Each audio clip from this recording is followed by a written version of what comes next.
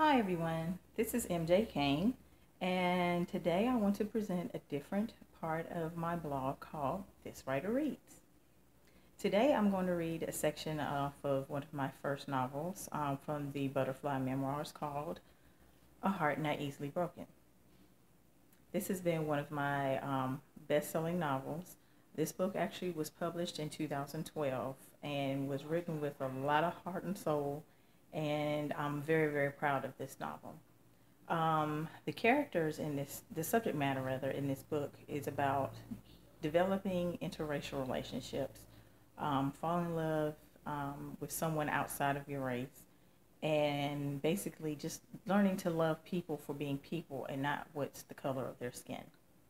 So I will read one of my favorite chapters, a portion of one of my favorite chapters. Let me just give you a little bit of character setup. The storyline follows Ebony Campbell as who is the heroine in this story. She is a black female who has spent the last 8 years of her life, 7 years of her life working, going to school at the University of Los Angeles, and then going to veterinary school with the goal of getting her veterinarian's degree and getting a job working at the Los Angeles Zoo. She's very hardworking, very independent. She has two very good friends that she lives with, her roommates Yasmin Phillips and Caitlin Rogers. They have decided that it is summertime. There is no reason for her to keep her head stuck down in a book, and it's time for her to get out and go meet somebody to have, just like a summer fling. So they get her all dressed up, take her out to a nightclub. She doesn't find anyone that interested her, but what she did find was a white man by the name of Brian Young, who plays bass guitar in the band that was performing that night, who decided that he really wanted to get to know her. With Ebony, Ebony being a black female from the Carolinas, she's not necessarily used to being approached by a white man. And the initial thought of developing any kind of romantic relationship, even a temporary one, with someone outside of her race is not exactly what she had in mind. Well, things happen. A couple of days later, she's on her way home. She gets a call from her roommate Yasmin, who tells her that, hey, we got somebody coming to cut our grass, and you need to just be there to pay for them.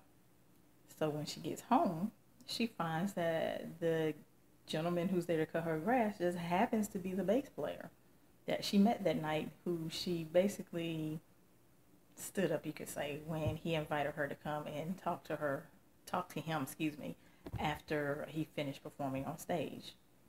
So getting over the initial shock of the recognition of, seeing each other again, outside of the club in natural light, because she's got on her work clothes and he's hot and sweaty from cutting grass because that's his second job.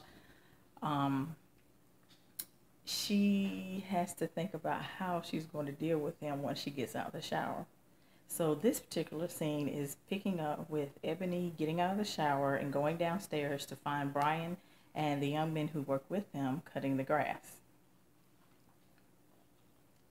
The buzzing sound of yard equipment drew my attention to the bay window. Somehow, they'd gotten over the locked gate. Oops, I'd forgotten to take the chain off before hopping in the shower. He was resourceful, too. Brian stood with his weed whacker swinging in a controlled arc along the fence. My eyes widened. The man was shirtless. The man had an incredibly strong-looking back. His shorts hung loosely from his hips, exposing the top of his underwear from the weight of the sweat-stained shirt stuffed underneath his belt. Boxers or briefs? Sweat ran in heavy rivulets down his shoulder blades, trickling to the already damp shorts. None of that compared to the way he looked when he turned around to speak to one of those guys working with him. His long torso, free of body fat, sported a light sprinkling of blonde hair between his pecs. His abdomen showed every cut of muscle I'd seen in high school biology textbooks. His abs were tight, his belly button non-existent. Brian's bronze skin reminded me of a Greek statue, a testament of many hours spent working outside. His backward baseball cap hid the thick blonde curls I'd seen at the club. The damp ringlets hung low below its rim, accentuating his square facial structure and the shape of his mouth. His blue eyes seemed to glow from deep within his skin. Brian was unbelievably sexy. One of the younger guys stepped into my line of sight, blocking my continued admiration of his anatomy. I bit my lip in irritation until Brian extended an arm. His eyes widened at the sight of tattoos under well-defined muscle. Intricate dark rings banded both biceps. How did I miss that? Oh yeah, his abs had distracted me. Curious, I stepped closer to the blinds, parting them. Damn, I couldn't see the entire design. What was it? At that moment, Brian faced the window. He remained expressionless for a moment before he squinted, then smiled. Busted. My face felt crimson. I took a moment to clear the expression on my face before grabbing 3 cold bottles of water out of the refrigerator and walking outside. I surveyed the yard while offering him a bottle. It looks good. It sure does. I glanced at him. He didn't hide the fact that his gaze started at my bare legs and slowly traveled back up. His expression made his thoughts apparent. I started to open my mouth and comment until our eyes met. His gaze sent a warm tingle along my skin, reminding me of the way I felt when he held my hand. Thanks for the water, he added, before whistling to get the other workers' attention. Try as I might, it was impossible to keep my eyes off his body when his back was turned to me. I took the opportunity to peek at his tattoos again. Standing this close, I could make out a little more of the intricate design. To truly see it, I would have to get close.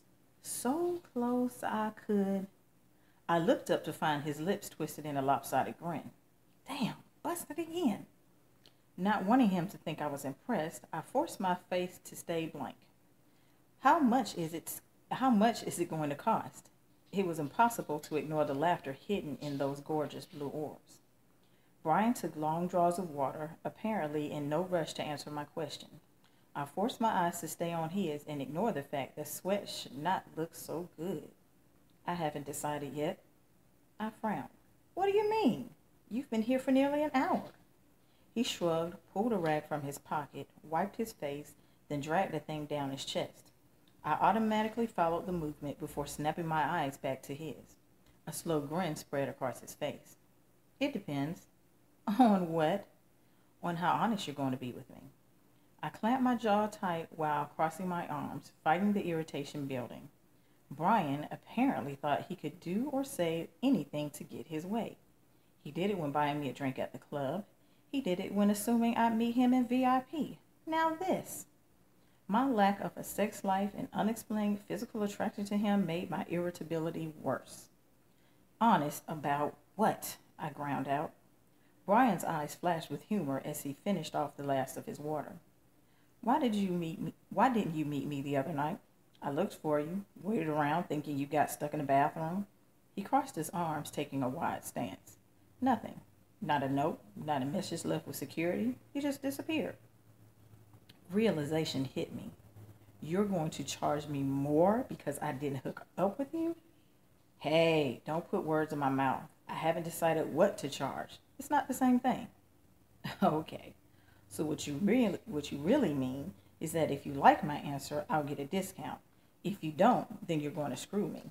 Brian's mischievous smile caused me to suck my teeth. Bad choice of words. Overcharging my customers is not good for business, he chuckled. Besides, offering a discount will be an incentive for you to answer the question and not avoid it the same way you avoided me. He paused to unhook the weed whacker strap from around his neck and set it on the ground. He rolled his neck and shoulders, then crossed his arms and resumed his wide-legged stance. I glanced down and noticed the slight bow of his muscular legs. Damn, he looked good. Brian, I forced myself to stare at the men bagging lawn clippings. I went home. Obviously. Why didn't you stick around? You could have left your number if you needed to leave. Brian regarded me intently while waiting for my reply. His scrutiny made me nervous. I took a deep breath and held it for a few seconds before blowing it out. Why do you care? There were plenty of women ready to jump at the opportunity to be with you. Why are you interested in me? Why not? I've seen most of those women before. He laughed at my screwed up facial expression. That didn't come out right. What I mean is, they're all the same. None of them have caught my attention like you do.